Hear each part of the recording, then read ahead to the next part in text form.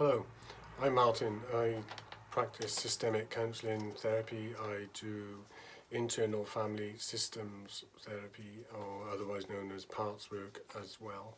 And I do work with trauma and different various contexts of problems people present in the therapy room. Many people have been making a shift to online therapy in the current context in this difficult time. I chose to take my practice online on the 13th of March. Since then, speaking with people from all over the UK, including doctors and frontline workers. I'm hearing some stories. Also, I've been practicing meditation since the 1980s in a Western and an Eastern different ways of doing things, so different approaches. These ideas have really come into play in my practice over the past few weeks, and I would just like to share some in a general, very general kind of way, if I can, to hopefully help people. I usually work in a very contextual way to get to the specific emotional kind of landscape where the difficulty may arise as emotion, where parts of our personality might communicate feelings towards us as emotion. I usually access this in a dialogical manner, something I like to call dialogical mindfulness, to connect it with the healing qualities in the person. However, as COVID-19 is widespread phenomenon right now, many are finding increased anxieties on top of the usual stuff that they deal with.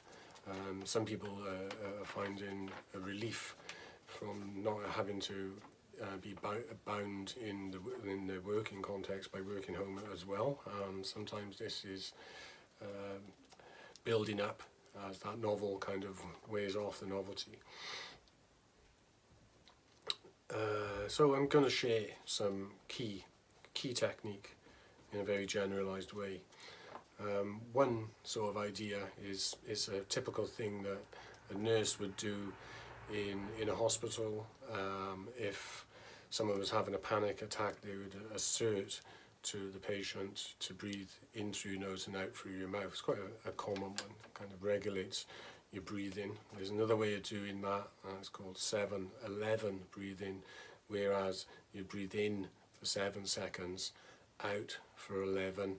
You might have to concentrate a bit and adjust your breathing to those numbers, so it'll regulate the breathing pattern, and your state of being will shift.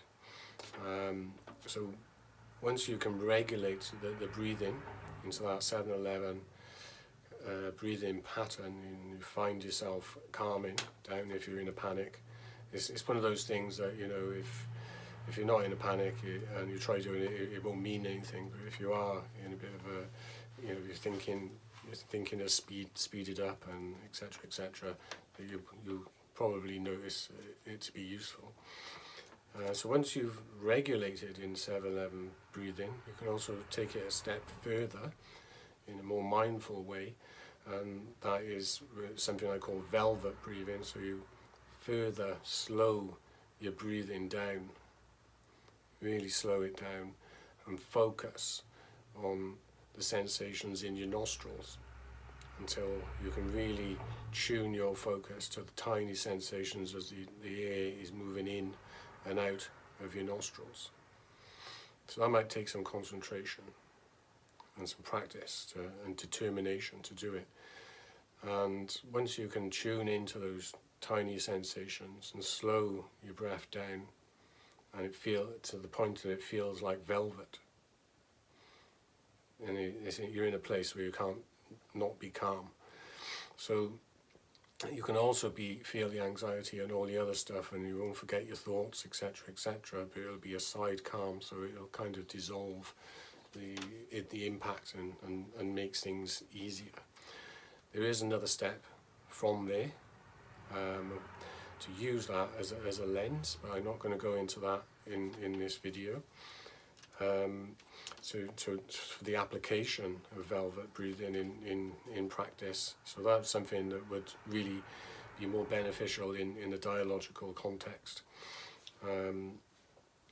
But you could use these ideas that I've shared and share them in your family, because if you get hijacked or triggered or find yourself in an anxious state, it's likely that you won't remember these ideas when you've been emotionally hijacked that way. So it might be worthwhile sharing them with a family member, so they can remind you to do it in that state. So as everyone is, a lot of people are at home more now, this might be a useful thing. Well, that's my hope anyway. So I'll leave it at that for now, and I hope it's useful. All the best. Please keep safe. Please keep very safe, everyone. Thanks. Bye.